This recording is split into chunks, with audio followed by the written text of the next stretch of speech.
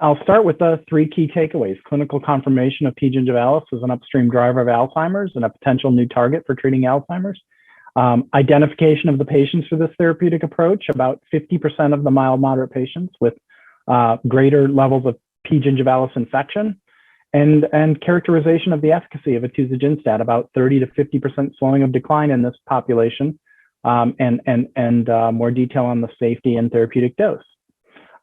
And then as a little bit of background, the hypothesis of P. gingivalis as an upstream driver of Alzheimer's is depicted here on a very high level.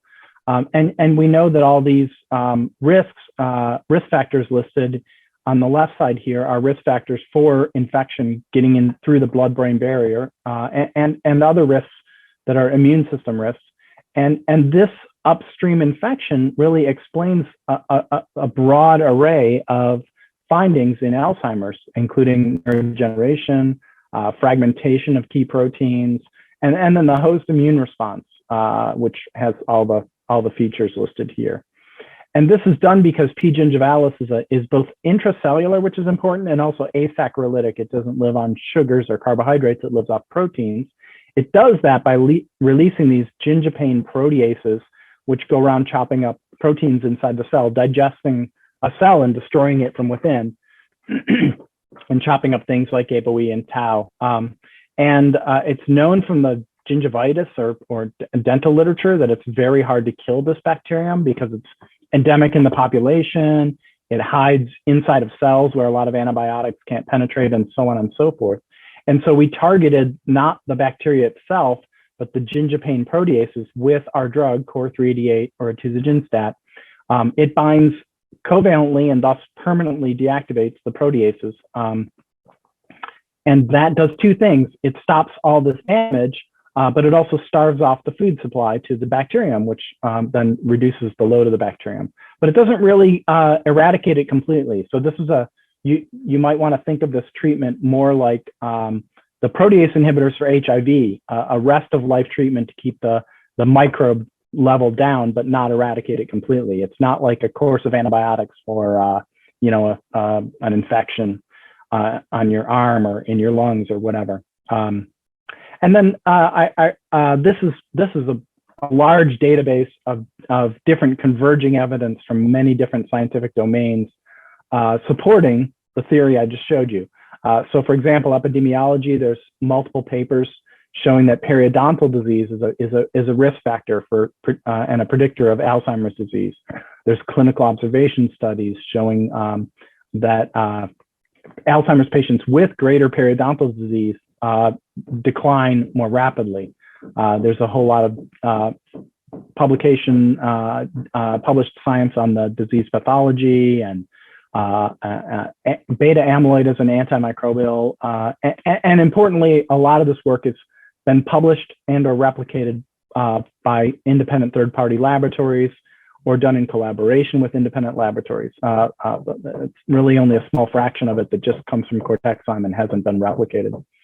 So we developed the Atuzaginstat in-house at Cortexyme. It's a small molecule, highly selective, highly potent, orally available, brain penetrant. It's a twice-a-day pill, and a large safety window. And then we went on to do phase 1 studies. We did standard single and multiple ascending dose studies in healthy adults and healthy elderly. And then we did one cohort of Alzheimer's patients. And in that cohort, we saw significant reductions of two key biomarkers. RANTES, or CCL5, is an inflammatory biomarker. And these are ApoE fragments, which we've shown are fragmented by the P. gingivalis gingipains. And these were both reduced significantly. And then we saw some trends to improvement on clinical outcomes like the mini mental state exam, but small n was not statistically significant there. So then we went on to the GAIN trial, and this is the design of the GAIN trial. And in a nutshell, the design of the GAIN trial is that it's an industry standard, rigorous, double-blind, randomized, placebo-controlled disease modification Alzheimer's study. Mild to moderate, typical age range, 643 patients total, low dose of 40 BID, high dose of 80 BID. Those are based on the 50 BID data we had in humans and also on animal model data. these doses in humans gave similar blood levels to what was efficacious in animal models. And standard co-primaries accepted by global regulatory authorities, typical secondaries. One thing that was pretty unique was we were looking at biomarkers of P. gingivalis infection because no one else had really targeted this in a large Alzheimer's disease-modifying trial before. And then now we're turning to the data from the GAIN trial. These are the demographics. We presented these blinded before, and there's really three key takeaways. One is that they were pretty well balanced across groups, as you can see. Another is that they're really, we really got a good mild to moderate Alzheimer's population. We know there's more women than men with Alzheimer's. We know that in mild to moderate, you get about 2/3 ApoE4 carriers, and that's exactly what we saw. These are typical severity ranges at baseline. And the third key thing is we stratified randomization based on moderate versus mild, which is important to make sure those weren't imbalanced. And on ApoE4 carriers versus non-carriers, also important. And these are perfectly balanced as you would expect with stratification. On our patient disposition, couple of key takeaways here. Withdrawal of consent was the most common reason for discontinuation. This is typically multifactorial. Patients, might have been less willing to come to clinics because of the COVID pandemic and things like that.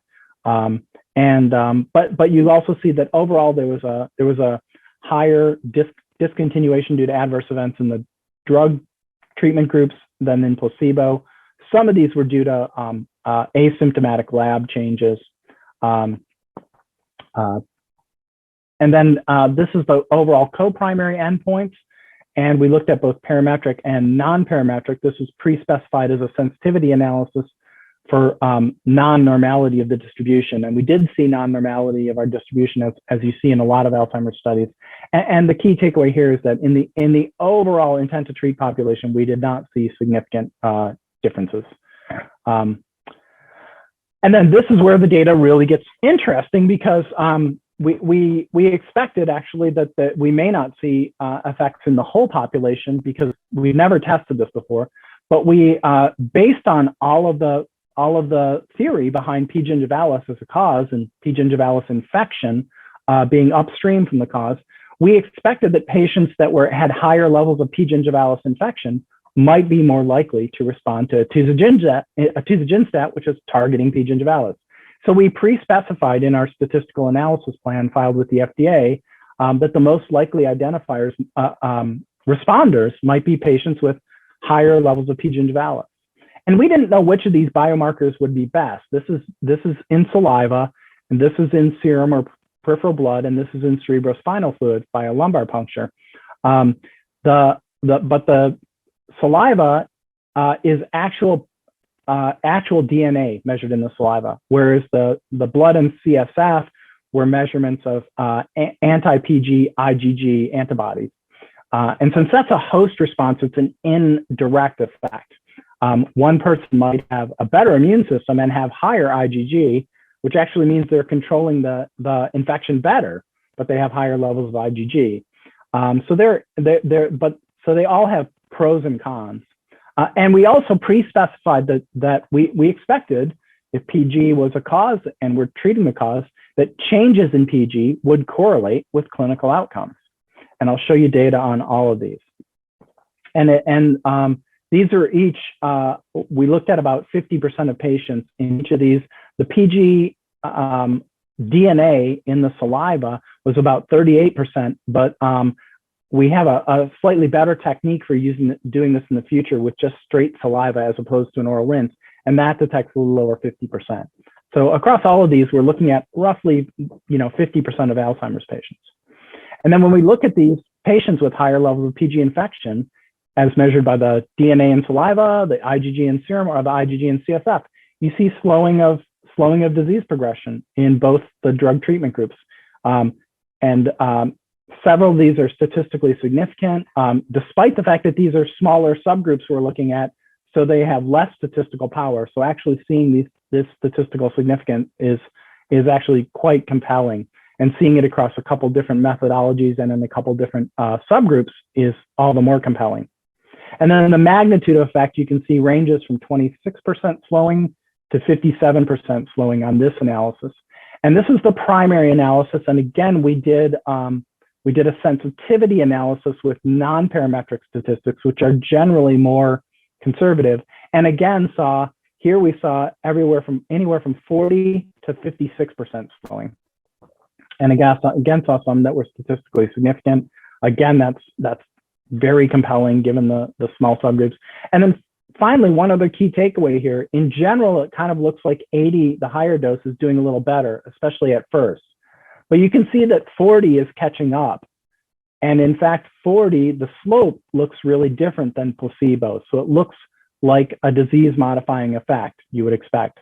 And in fact, when we looked at 40 across other measures, and I'll show you that slide in a minute too, it actually was more consistently effective across other measures than 80 milligrams BID. So this is the correlations that I mentioned to you before, and you can see that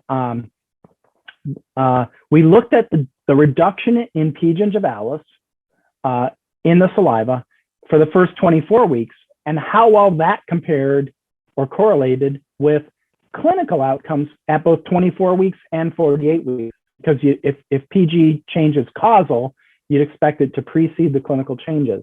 And we saw positive correlations, meaning reducing PG improved clinical outcomes across all 4 of these outcomes at both of these time points. And you can see 6 out of 8 were statistically significant, and many of them very highly significant with multiple zeros in the p-value. And if you compare this to the Alzheimer's literature, in fact, these correlations are ranging from about 0.2 to about 0.35 are actually very high correlations for the Alzheimer's literature. There's actually very few studies that have shown any significant correlations between biomarkers and clinical outcomes in Alzheimer's. And when they have, they've been in kind of the 0.15 to 0.2 correlation range. So these are actually great correlations that are highly supportive of P. gingivalis change as being causally related to the outcomes. And then these are the other primary and secondary outcomes. And this is the 40 BID. And you can see it on all of these outcomes except the ADCS-ADL, which had a lot more variability to it in this study. You're seeing really nice effects with 40 BID, including on the CDR sum of boxes. And while ADAS-Cog and ADCS-ADL were specified as our co-primaries in this study, the FDA and other major regulators accept CDR as a global co-primary along with the ADAS-Cog. And we saw nice signals on both of these in all of these defined subgroups on the 40 milligram BID dose. And then this is our specified primary biomarker, hippocampal atrophy, which is correlated to clinical outcomes well in the literature. And we did see changes in the direction favoring drug on this, but these changes were small and not statistically significant in this study. And then turning to safety, from kind of most serious to least and least common, going from top to bottom in this chart. Overall, the rates of deaths and SAEs were small and not large enough N's to draw strong conclusions. But you might note that the numbers here for 40 BID are almost identical to the placebo numbers, whereas you see a little higher numbers with 80 BID, and you see dose-related changes on many other adverse events too. Again, supporting 40 BID as the optimal dose in terms of risk-benefit ratio. The other thing you can take away from this is that most common treatment-associated adverse events were diarrhea and other GI adverse events like nausea here. And that's consistent with the fact that P. gingivalis infects the whole GI tract. And by treating it with Atuzaginstat, you might affect the GI microbiome and have some of these effects. So we'll continue to be vigilant to these effects going forward in future studies. We did see liver transaminase elevations that were dose-dependent. They're generally not clinically significant, and most of the patients were asymptomatic. And however, there were 2 cases that were that also had bilirubin elevations, and these can be more clinically significant. And again, very importantly, these are both seen in the high dose arm. which is another reason why we'll be targeting the lower dose, the 40 BID dose, in future studies. And importantly, all these elevations resolved while the patients were either continuing on drug or after withdrawal of drug and without any long-term adverse events. There's also reason to think by hepatic experts that titrating up at the beginning of treatment will help minimize these, and we'll be doing that in future trials too. Another key safety measure of interest is ARIA. This is caused by amyloid-lowering drugs and has been documented in many such studies. Our drug does not work by that same mechanism. It works on PG, although in animal models, it did lower amyloid a little bit. And just for doctors and patients, they would need to know whether this caused ARIA or not. So we did monitor baseline and endpoint MRIs on all the patients and really saw no evidence of ARIA or any other imaging abnormalities. So in summary, this extensive literature supporting the role of P. gingivalis as a driver of Alzheimer's. We did not see an effect in the overall cohort, but we did in the patients with P. gingivalis infection. We saw efficacy signals across 3 different pre-specified cohorts identifying the infection with different methods. We saw efficacy magnitudes that were consistent across different statistical analyses, benefits across multiple clinical endpoints, and significant correlations between change in PG and multiple clinical outcomes. And finally, just having different tools in your toolbox as a doctor or as a patient is valuable just because they're different. And Atuzaginstat is really very highly differentiated from the amyloid targeting therapies. We're looking at a mild to moderate population here, and amyloid therapies such as Aduhelm have looked at much milder populations with MMSCs of 30 down to 24. We were looking at 24 down to 12. And of course, the PG infection, no need for imaging monitoring, and of course, an oral route of administration. So again, the 3 key takeaways: clinical confirmation of P. gingivalis as a driver of Alzheimer's and a potential new target, identifying the patients that are the right patients for this therapeutic approach with significant PG infection in the mild to moderate range, and this is about half of those patients, and better characterization of the efficacy and safety of Atuzaginstat. So next steps, we're planning a confirmatory trial as soon as we have some conversations with key regulatory agencies. It would be in mild to moderate Alzheimer's with P. gingivalis, based on approximately 30 to 50% slowing of decline on the ADAS-Cog and the CDR, and dosing at 40 BID with titration. So those are the key takeaways and conclusions.